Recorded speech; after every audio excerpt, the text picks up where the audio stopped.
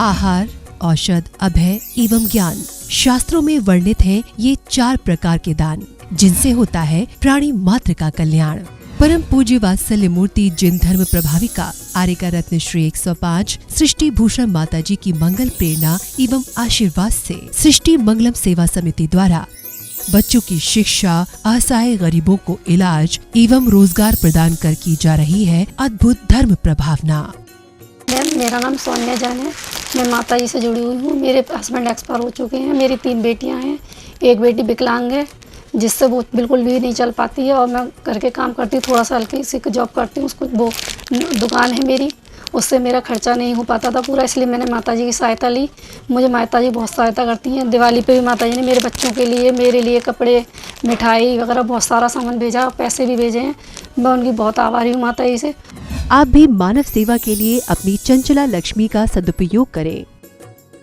आप अपनी दान राशि निम्नलिखित खाता संख्या में जमा करा सकते हैं। सृष्टि Mangalam Seva Samiti, account number 01190100032429, bank of Baroda, IFSC code BARB 0 SHRIMA, branch Shri Mahavir ji, संपर्क सूत्र 9376571002।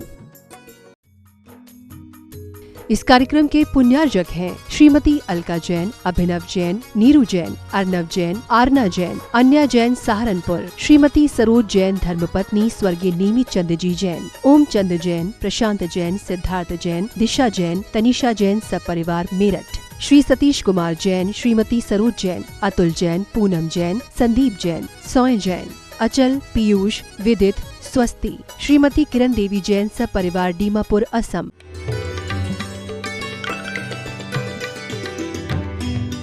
रोज अपनी मौत को नज़दीक बुला रहे हो, रोज अपनी मौत को नज़दीक बुला रहे हो। यह जिंदगी भर नहीं रह पाओगे, फिर भी गगनचुंबी महल बना रहे हो। कुछ दिन की खातिर इतना पाप क्यों कमा रहे हो, और पापों से कमा के नरकों के साथ सैया तैयार कर रहे हो।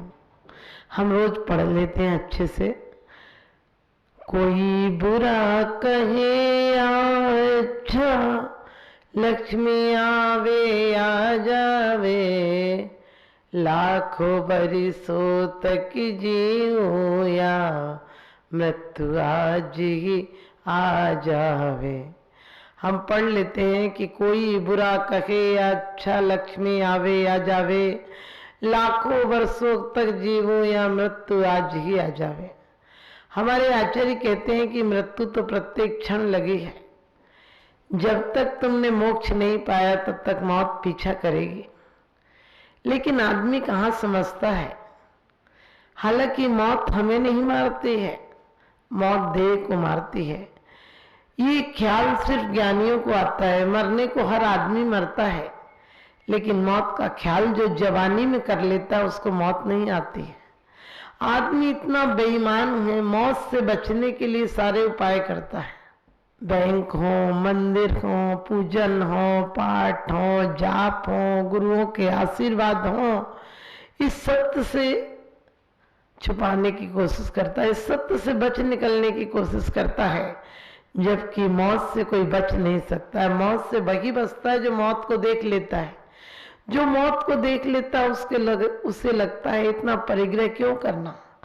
जो मौत को देख लेता है उसे लगता है इतनी आसक्ति, इतना झगड़ा, इतना कलेश, इतनी छीना झपटी, बेईमानी, उसकी हिंसा दूर हो जाती है। क्योंकि अब किसको मारना, क्यों मारना। जब खुद मरना है, खुद देह को बदलना है, तो देह के साथ पदवियां बदल जाएंगी, देह का कमाया धन बदल जाएगा, और ड्रेस एड्रेस बदल जाएंगे, सब तो बदल जाएगा। इसलिए इतनी मारा पीटी क्यों करना, इतना छीना झपटी क्यों करना, इतना लूट खसोट क्यों करना।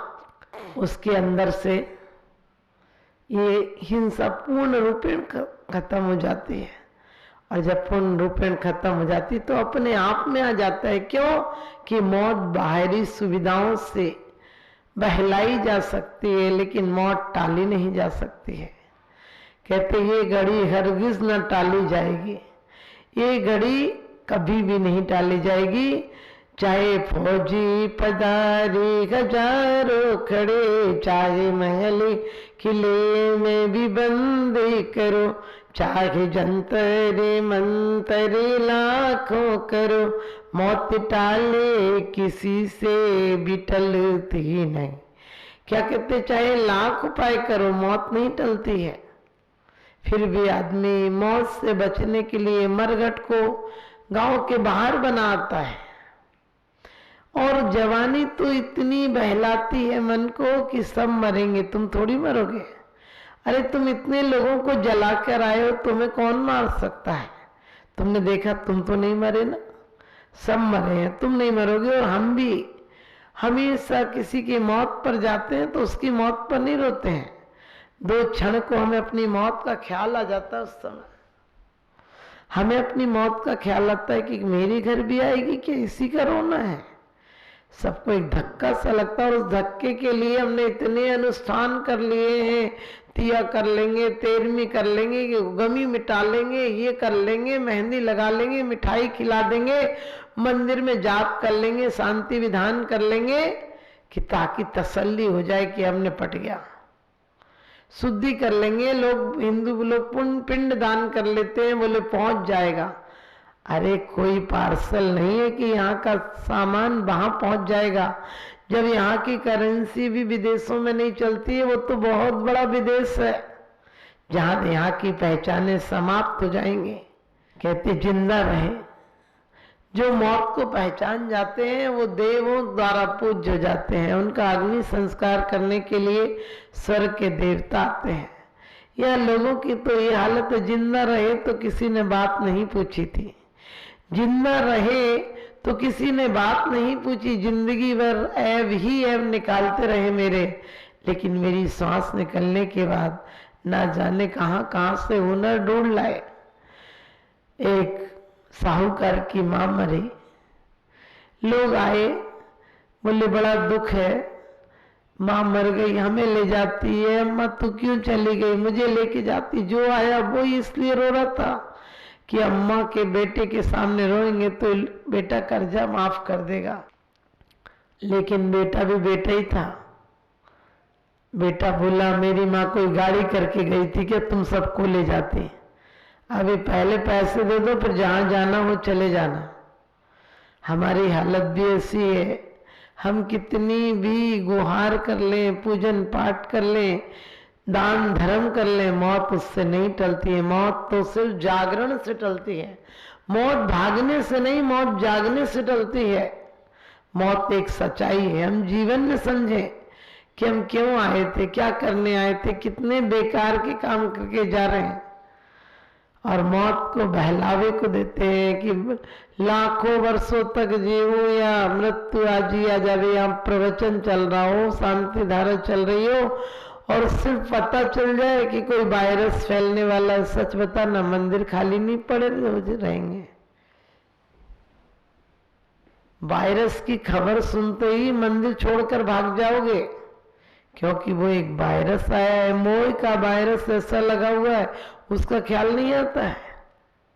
उसके लिए कोई अपने आप पर, लोगों को हमारे वायु का एक जीव मरते हैं सांस से, इसके लिए हमने कोई इंतजाम नहीं किया है कि उसके लिए पट्टी बांधने। जीवों से आज आदमी इतना जहरीला हो गया है, इंसान में भी इस तरह से भर गया है, इंसान में भी इस तरह से भर गया है कि विषधरों का वंश भी अब डर गया है। इंसान में भी इस तरह से भर गया है कि विषधरों का वंश भी अब डर गया है। कल सुनेंगे आदमी के काटने से आदमी अब मर गया है, आदमी के काटने से आदमी अब मर गया है। एक हॉस्पिटल पर बोर्ड लगा था कि बंदर ने काटा है, बच जाएगा, कोई खतरे की बात नहीं है, 14 इंजेक्शन लगेंगे। कुत्ते ने काटा है, बच जाएगा। सांप ने काटा है, बच जाएगा। कुत्ते ने काटा, बच जाएगा। कोई भी जानवर काटे, यहाँ सब चीज का इलाज है, बचा लिया जाएगा। लेकिन बाद में एक बोर्ड लगा हुआ था, इंसान काट ले तो बचने की कोई गुंजाइश नहीं है, क्योंकि इंसान की इंसानियत गुम हो गई कहाँ। साये में आदमी है मगर आदमी कहाँ। हर चीज का इलाज हो सकता है लेकिन आदमी के बहम का, आदमी के अहम का कोई इलाज नहीं है। बहुत बहम है और बहुत अहम है। हम किसी से प्यार से जिंदगी मरघट बना दी है। किसी से दो शब्द प्यार के बोलना, अपनत जताना, किसी के लिए सहानुभूति हमारे अंदर से लगता मर गई है। हम किसी से भी बात करते हैं, मरने पर भी जाएंगे वहां भी कसाई करके आएंगे। मरने पर भी लोग जाते हैं तो बोले आई थी कि नहीं, वो आई थी कि नहीं, आप कहो नहीं आई थी, कह ले तू भी मत जाइयो। और पियर से कितना सोना आया, कितनी चूड़ियां आई, कितना तोला आया। अरे एक मर गया, इतनी जायदाद छोड़कर तुम फिर मिट्टी इकट्ठी करने पे लगे हो। क्योंकि जिससे मौत का ख्याल आ जाता है वो बुद्ध हो जाते हैं, महावीर हो जाते हैं, राम हो जाते हैं, कृष्ण हो जाते हैं। और जो महापुरुष हुए उन्हें मौत का ख्याल आता है, सब छूट जाता है। लोग कहते हैं छोड़ देते हैं, हमने कहीं छोड़ नहीं देते हैं, छूट जाता है। आदिनाथ भगवान ने एक मौत देखी और संसार छोड़ दिया। एक मौत देखी और सच पूछो इतना विशाल वैभव। कहते हैं कि आपने ऐसी पृथ्वी छोड़ दी थी जो धर्म पत्नी की तरह पहली बार आपको स्वीकार किया था, और उससे भी विधाय रक्षा परता पर जाना कि भगवान आपने ऐसी छोड़ दी थी। लेकिन आज का आदमी पृथ्वी तो पृथ्वी पाई नहीं छोड़े। गरीब आदमियों का ब्याज पर ब्याज ले लेता है, कभी भी वसूली कर लेगा। एक दिन की नौकर बीमार हो जाए उसकी तनख्वाह काट लेगा। अरे जोड़ जोड़ कर कहाँ ले जाओगे। सोने चांदी से भरता, सोने चांदी से यदि भरता पेट तो इकट्ठे कर लेता मैं भी हीरे मोती। कहाँ ले जाएगा पगले, कफन में जेब नहीं होती। कहाँ ले जाएगा पगले, कफन में जेब नहीं होती। कितना जोड़ोगे, और जोड़ते जोड़ते कभी मौका ही नहीं आता तुम उसका भोग भी कर सको। देखना कमाने की आदत ऐसी पड़ जाती है आदमी को कि 50 साल तक कमाता रहता है। 70 साल का भी हो जाएगा तो समझो 20 साल में भी पढ़ाई छोड़ी होगी तो व्यापार में लग जाता, और दिन देखता ना रात देखता, ना सर्दी देखता, ना गर्मी देखता, ना बरसात देखता है। पागलों की तरह रात को सोते सोते भी फोन लगाएगा, और न पत्नी से चैन से दो शब्द बात करता है, न बच्चों के लिए टाइम है, न अपने परिवार के लिए टाइम है, न रिश्तेदारों के लिए टाइम है, और न परमात्मा के लिए टाइम है। परमात्मा के दरवाजे में भी ऐसे आता जैसे दौड़ लगाता हुआ है। घूमने जाएगा तो भी ऐसे लगता है जैसे कहीं भागना है उसको। आप देखो विक्षिप्त आदमी कितना हो गया है। मंदिर में जाएगा तो घर याद आती है, घर जाएगा तो दुकान याद आती है, मंदिर याद आता है, कहीं ये ठहरता ही नहीं। ये पागल की तरह हो गया। ऐसे कहीं 2 मिनट बैठने को कह दो तो नहीं नहीं काम है काम है। अरे ना जाने क्या काम में लगा हुआ है। एक दिन काम तमाम हो जाएगा। उस काम को, जिस काम को करने आया था वो काम क्यों नहीं करता है। आए थे हरि भजन को, होटल लगे कपास, मातृ गर्भ में कौल किया था, नाम जपूंगा मैं तेरा, इस झूठी दुनिया में आकर भूल गया मैं नाम तेरा। आखिरी तक दुकान दुकान दुकान मकान यही सब याद आता है। मैं कहती हूँ वो कोमा में इसलिए नहीं गए कि धर्मात्मा थे। उन्होंने धर्मात्मा होने के साथ साथ उस परिणति की तरफ ध्यान नहीं दिया होगा कि जो श्वास सुख की तरफ ले जाती है। हो सकता है उनका कोई पूर्व का पाप कर्म का उदय हो, लेकिन अब वो जो करके गए हैं उन्हें अगले जन्म में मिलेगा। इसलिए अपनी आस्था समाप्त मत करना, क्योंकि अभी बीज बोते तो अभी फल नहीं मिलता, अगले जन्म में मिलता है। या बीज भी बोते हो तो कुछ साल बाद फल लगते हैं, और कर्मों की तो फाइल ऐसी धीरे धीरे घूमती है। इसलिए कभी जीवन में निराश मत होना, उदास मत होना, विषाद मत करना, जीवन को प्रसाद बनाना। जीवन में कोई भी पाप हुआ हो, कोई तकलीफ मिली हो तो परमात्मा को शुक्र देना कि मुझे बर्दाश्त करने की ताकत दी है। आप बर्दाश्त करने की ताकत दो, क्योंकि मैंने किए थे, मैं एक योद्धा की तरह सामना करूंगा।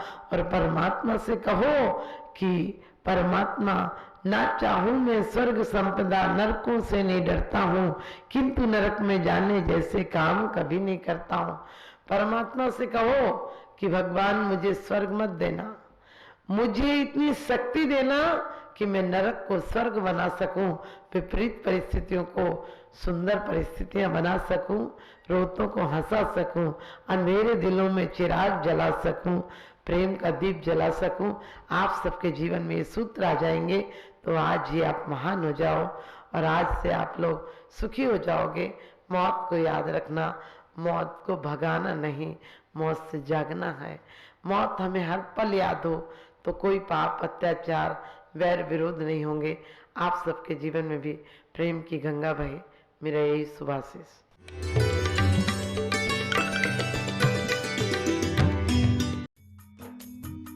इस कार्यक्रम के पुण्यार्चक थे श्री देवेंद्र जैन, श्रीमती उषा जैन, गुरुग्राम, श्री सुभाष चंद्र जैन, धर्मपत्नी उमारानी जैन, सहारनपुर, दिनेश चंद्र जैन, मीनाक्षी जैन, भावनगर, भरतेश जैन, मालिनी जैन, कोलकाता, पराग जैन, प्रीति जैन, मुंबई, पंकज जैन, निधि जैन, सहारनपुर, पुत्र पुण्य जैन, सम्यक जैन, पूज्य जैन, संभव जैन, देवांश जैन, पवित्र जैन, बोधि जैन, श्रीमती राजबाला जैन, श्री सुनील, स्वर्गीय छाया जैन, स्वर्गीय आरती जैन, स्वर्गीय राहुल जैन, श्री देवांशी जैन, मास्टर सिद्धांत जैन, दिल्ली, श्री पवन कुमार जी जैन, बल्लभगढ़ जिला फरीदाबाद। परम पूजनीय वात्सल्य मूर्ति जिन धर्म प्रभाविका आरिका रत्न श्री 105 सृष्टि भूषण माता जी की मंगल प्रेरणा एवं आशीर्वाद से अतिशय क्षेत्र श्री महावीर जी में विगत वर्षों से संचालित है चतुर्विध संघ की आहार व्यवस्था,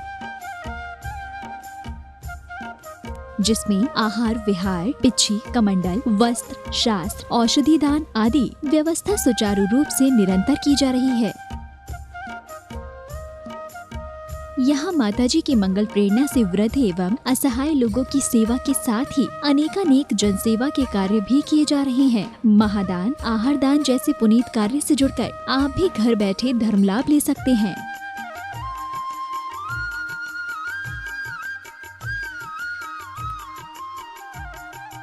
शिरोमणि संरक्षक 2,11,000, संरक्षक 1,11,000, अति विशिष्ट सदस्य 71,000, विशिष्ट सदस्य 51,000, सदस्यता 31,000, सामान्य सदस्यता 2 वर्ष 21,000, सामान्य सदस्यता 1 वर्ष 11,000, एक दिवसीय आहार व्यवस्था 2100, संपर्क सूत्र 9376571002।